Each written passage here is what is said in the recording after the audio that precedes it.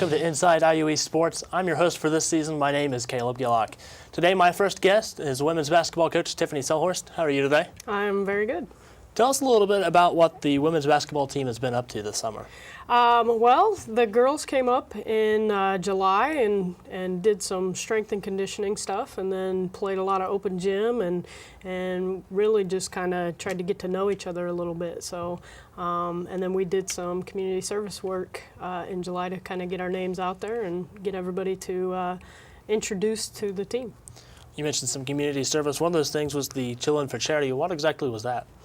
Well, that actually didn't involve the team. That was just something that my assistant and I did. Chillin' for Charity is about kind of a concept where coaches would go out and get dumped a bucket full of ice water on top of their head and then call other coaches out. And for anybody that accepted the challenge, you have to pay $50 to charity. And women's basketball chose the Kay Yow Fund, Cancer Fund. So we, the whole realm of women's basketball, both high school and college now, have been hit with this. So it's been a lot of fun and it's raised a lot of money. And from what I understand, you said earlier, this has gone more than just outside of basketball as well. Yes. Actually, this weekend I was looking at some websites, and it looks like it's hit volleyball and women's soccer now. So I think it's a cool thing, and it'd be great if it can continue to branch out even to the male sports and, you know, just continue to raise funds for whatever charity they want to do. But I know the Cancer Fund was the big one that they were trying to get. You also made a visit to the Indiana Black Expo. What was that?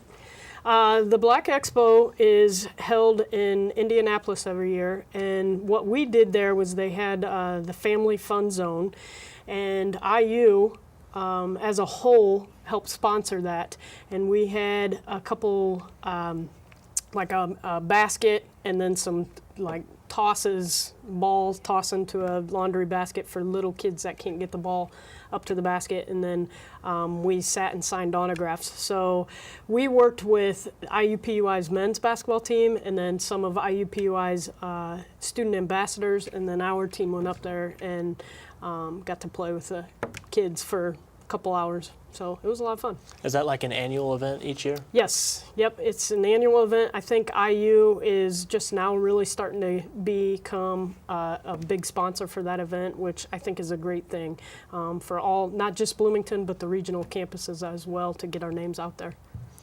Now, you also mentioned the senior games. What happened there?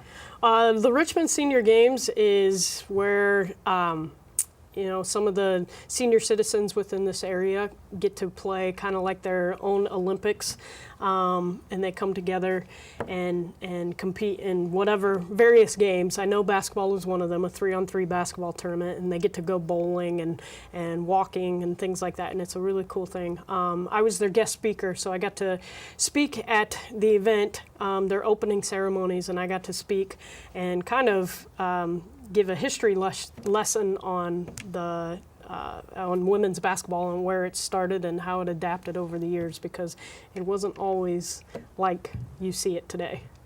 Now, this is also the first season for the women's basketball program. What are some things that we can expect to see this year? Well, we've got a great team, very athletic, very quick. They want to run up and down the floor.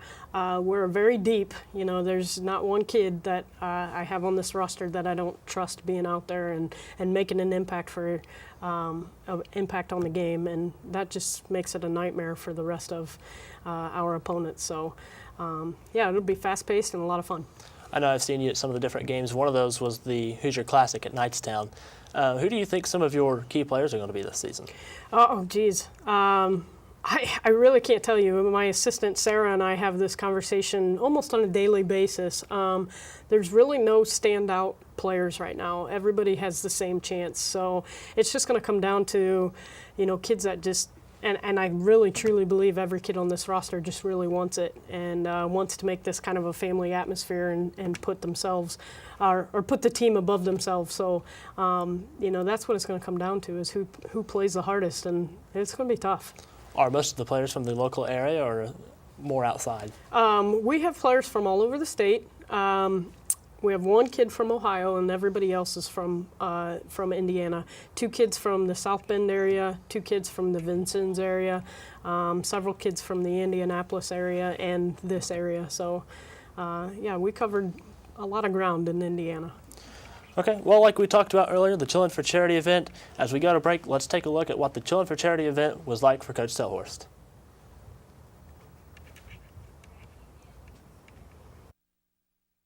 Allie Daly, Director of Basketball Operations. I was called out by Coach Lochner from Delaware. I'll be calling out Joe Haig from St. Francis and Tiffany Selhorst from Indiana University East. Well, Allie Daly from Delaware, I accept your challenge for Chillin' for Charity. And as you can see, we got some buckets behind us. We got a lot of buckets here, Kyle. We're gonna get some help to dump this freezing cold water on us from the men's basketball team and a 3rd grade academy that's here, because unfortunately none of my girls are on campus yet. But this is a great opportunity to raise money for the K-Yow Fund, and we are excited to do it. So, Allie Daly, open your pocketbook, because you're going to at least have to pay $50 from me. And in that, I'm going to actually call out 4 coaches. One of them is my new assistant, Sarah. She's going to have to do it. And then on top of that, I want to get my first home game next year, Aisha Gray from Wilberforce. You better be getting cold. I also want to welcome my own self to the conference, and I'm going to call out Josh Schneider from Cincinnati Christian University. And in order to make the pool a little bit bigger to raise more money, we're going to go high school. And I'm going to call out Lisa Blaylock from Muncie Central. Since my head coach, my new boss, called me out, I am going to call out one of my former bosses, Florence Stamatis from Olivet Nazarene University, Robin Sherwells from Roosevelt University, who helped me get this job, thank you, and Julian Asibe from University of Colorado. I'm calling you 3 out. Well, here we are. We're back with my kids here to help. I've got the Richmond 3rd grade academy to help dump the water, and we also have the men's basketball team. I'm pretty happy it's not my own team yet, but they're missing out. So I'm going to run back here, and then we'll get the show on the road. You guys ready?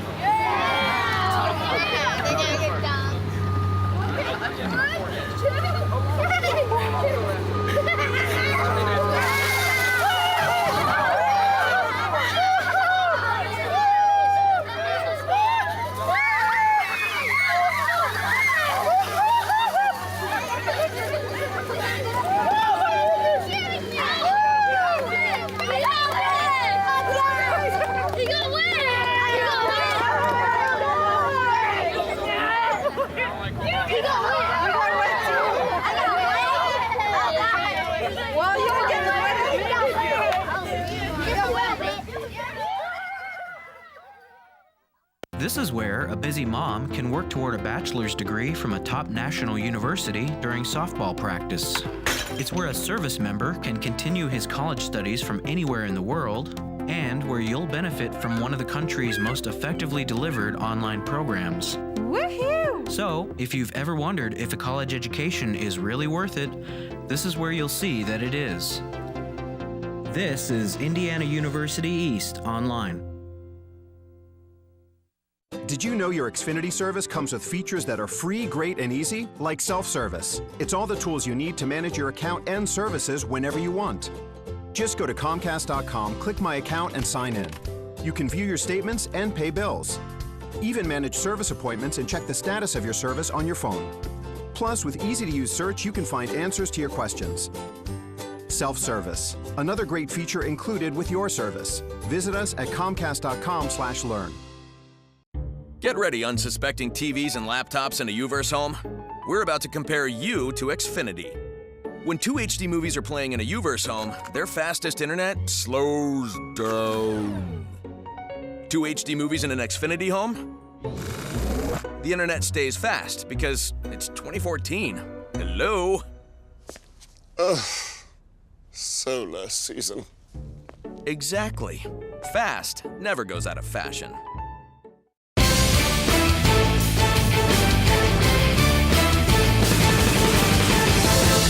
Welcome back to Inside IUE Sports. I'm your host, Caleb Gillock, and my second guest today is Coach Brett Crowley. How are you? Caleb, great. Thank you. Thank you for having me on today. Well, obviously right here in front of us, the team has won the Buffalo Fun's 5-Star Champions of Character Award. What exactly is the award? Well, the award is sponsored for each NAIA sport. It's considered, if you will, a national championship for not only community service, but more so for adhering to and implementing and observing the NAIA's Champions of Character core values: respect and integrity and responsibility, and community service and sportsmanship. And this past year, we were fortunate enough to do a variety of things on the track and then off to be able to be considered. And fortunate enough to our peers recognize us this past year for it. What are some of the requirements to be eligible for the award? Community participation in community service is a big component. We did participate in 4 different activities that I'll talk about today. I alluded to working with Special Olympics being one of them. Our team worked with Reed Hospital and their annual Reed Ride shoe distribution. The proceeds from the Reed Ride, which I actually participate in, 22-mile ride around Wayne County. The proceeds and the funds go towards purchasing tennis shoes for students who are less fortunate, so they can go to gym class, and our students help, and our team help distribute the tennis shoes to area kids in need, and those are just to name a few. Sportsmanship's a big part of it as well. On the track is our mantra, if you will. We've always tried to insist our students, no matter what the outcome, show good sportsmanship and shake hands when we're done, and be respectful of our fellow competitors and other teams that are competing with us. Now, you seem to be really big on community service. What are some of the community service things that the team has done? I alluded to the Special Olympics and the Reed Ride specifically. We've done some other smaller things here this past winter. Our team participated in what was called the Meltdown Ice Capades, a winter festival here in Richmond, and we helped move giant ice sculptures all around Richmond and help them get set up. And our friends in external affairs here at IU East helped facilitate us participating, and took about a good 2 hours, and we set them up all across town, so in the middle of winter this festival could go on. And we even got some free time out of it. They had an ice sculpture of a ping pong table, and I arrived to this particular event seeing my team playing ping pong on an ice table, and didn't look like they were doing a whole lot of work at that moment in time, but they did for this particular project quite a bit. And then Richmond High School has been very kind to us to allow us access to their track. At this point in time, during the winter, especially in the late winter, here in Indiana, you never know, and it's been covered with snow quite a bit, and during the latter part of February and early March, and they were just waiting for it to melt, and then they would start practice. And we came up with the idea, well, why should we do that? We'll help you out. And our entire team pitched in, and after one of the last big snows in February, we spent time shoveling snow off of their track to help them out. And so those are just some of the things that we've done community service-wise. What are some memories that stick out from the community service? When we work with Special Olympics, seeing folks who their eyes just light up when they get a chance to compete and be with college kids, and seeing them improve and just enjoy our company is very heartwarming, and watching them specifically get to know us, it's a very, very touching thing. It's really neat to see when they compete and are able to stay up, how much trash talk happens between the athletes a little bit. But from that standpoint, our students really seem to benefit and glean from the opportunity to, again, give back to folks that might be less fortunate or haven't had the same opportunities that they've had. And for our team, it's always been a special thing to do. Hence the Special Olympians moniker. It's probably one of my favorite events, community service-wise, to do. What can we expect to see out of the track team this year? Well, track and cross country, it's hard to say. We won't No, entirely. Outdoor track won't really commence until March. But right now, I think we have a nice and unique blend of experience coming back. We have several upperclassmen. This will be the first time in the 3 years that I've coached where we've had a good influx of new talent coming in, along with our experience and leadership coming back from folks like Kyle Hall, Eric Hall on the women's side, Morgan Stanley, Alexis Brazier, Shauna Lewis, intermixing with a lot of folks who will both run track and cross country, some very talented freshmen like Haley Rogers, Grace Yetton, along with Damian Upchurch from Newcastle and so forth from there. Who are some of you said there's a lot of new runners and stuff like that, a lot of new talent. Who are some of those that we can expect to see a lot out of? Well, I think when it comes to cross country this fall, on the men's side, I think you're going to see some unique things out of Adam Klipstein, who's done very well here in the preseason. Did very well on our Run with the Wolves event this summer. And as you know, you can't discount it. Adam is not very tall in stature, maybe barely 5'4" or 5'5". But he runs with a lot of heart and is in excellent condition. Seth Fowler from Union City, we're looking as he regains some summer health after some health concerns, will be making a big contribution as well. On the women's side, I think Haley Rogers from Hagerstown has been the ballyhooed recruit, but we look for strong contributions from her and Grace Yetton, who's really been a very strong runner in practice so far, and did extremely well in our time trial. These are athletes we don't have to tell. When I tell them to go run hard and compete, you don't really have to say that twice. And they'll be bolstered by some upperclassmen who will chip in as well. Seth Prince will be returning for his senior year, along with, from that standpoint, on the women's side, Morgan Stanley, who all of them will make good contributions all the way around. Track, like I said, it's really too early to tell, but I think on the guys' side, Austin Abner, Clint Swanson will be folks to watch. And from that standpoint, on the women's side, we look forward to Kayla Schaefer, who told me a participant on the women's basketball team is also going to run track. Was a state qualifier in the sprints. And along those lines, we've added a few other pieces of the puzzle to go with that. So all in all, in this short time frame, the future's pretty bright, but we're really focused right now on cross country and getting the distance part of our program in motion for this coming fall. All right, thanks for joining me today, Coach. Best of luck this year, and we'll be right back right after this.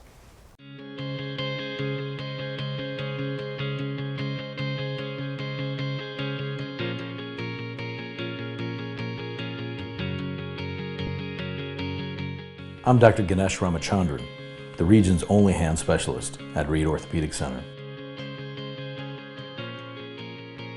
Patients love how easy it is having everything under one roof and how easy it is to get here. Right here at Reed Orthopedic Center, right here in Richmond.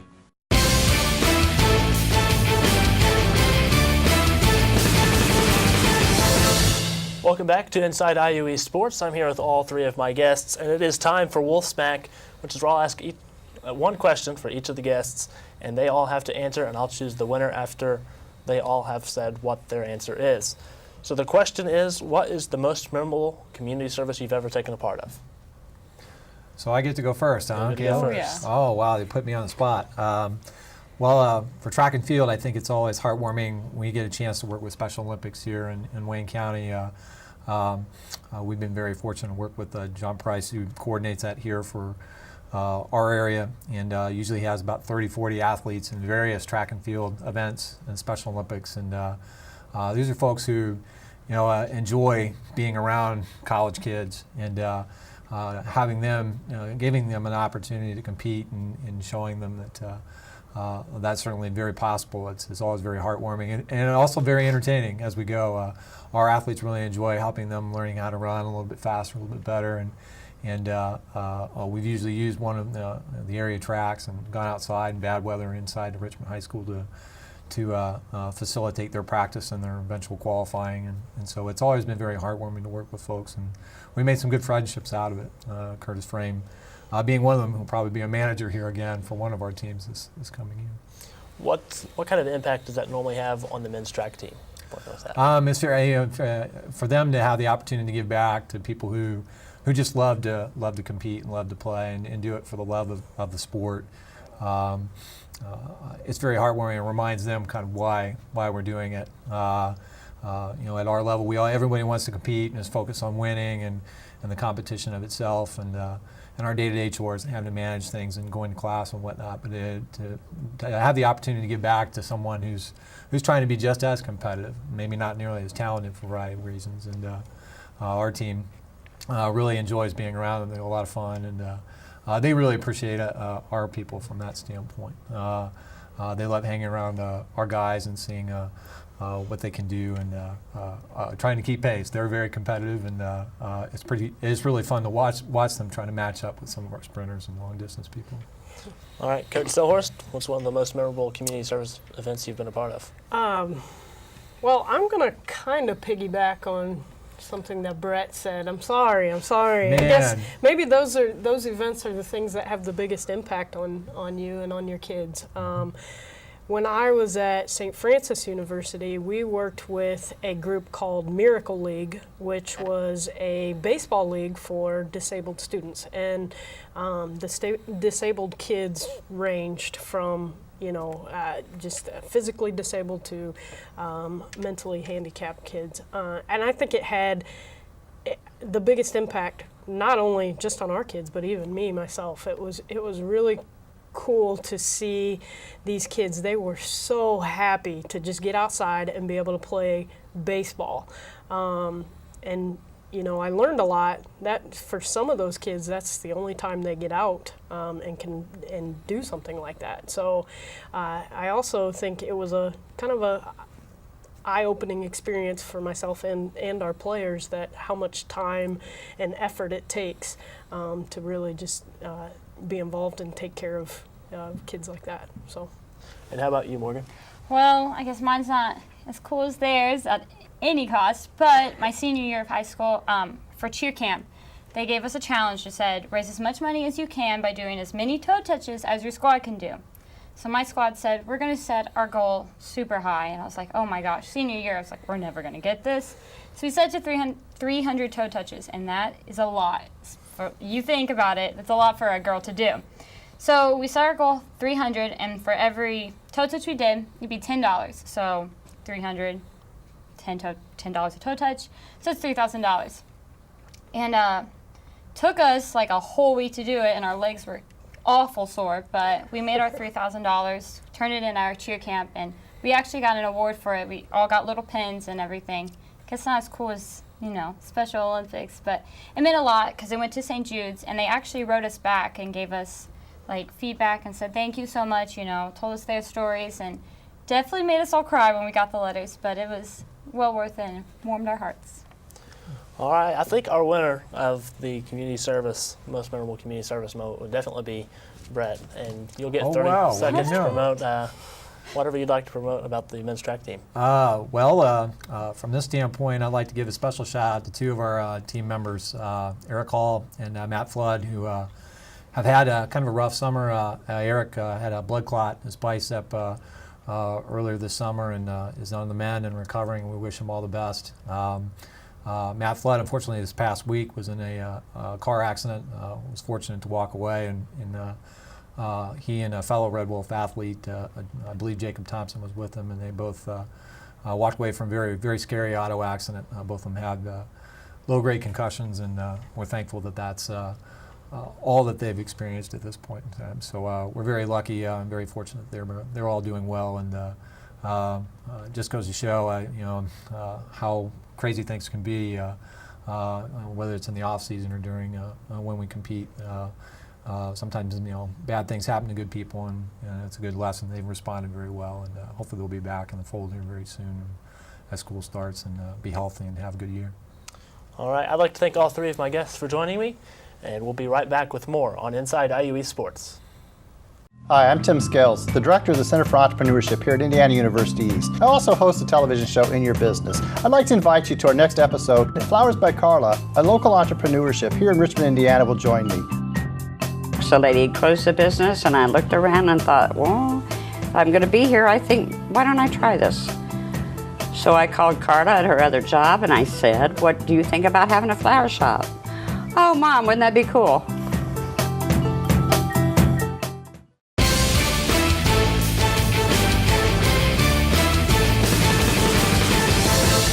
Welcome to Red Wolf Fact or Fiction. I have my guest Morgan Gard with us. This is where I'll ask Morgan a question and she'll give an answer, and then you'll go to facebook.com/IUE Red Wolves and answer if she is right or if she's wrong.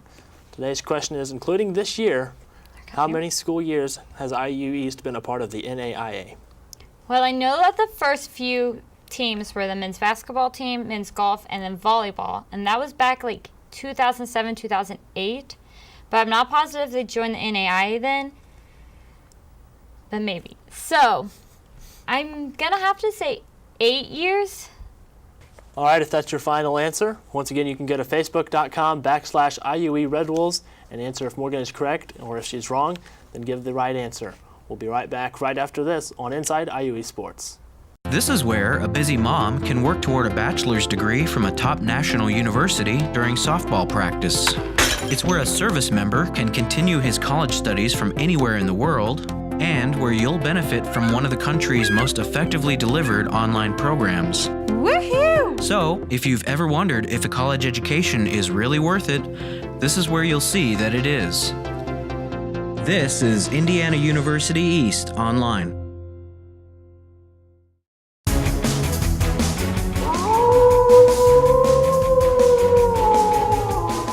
Welcome back to Inside IUE Sports, and that sound that you just heard means that it is time for Wolf Center, where we look back at last week's IU East results and ahead to next week's schedule. You can download the Wolf House sound you just heard by downloading the free IU East Athletics app to your iPhone or Android device. The IU East Athletics app is free at Google Play and the iTunes App Store. Now taking a look at next week's schedule, on September the 11th, the volleyball team tries to keep its 6-year unbeaten streak against other IU regional campuses alive when the Red Wolves play at IU Kokomo. On September 12th, the cross-country team makes its very first trip to Indiana Wesleyan when the Red Wolves compete at the IWU Twilight Invitational. And on September 13th at 3 p.m., the volleyball team will be at Georgetown College.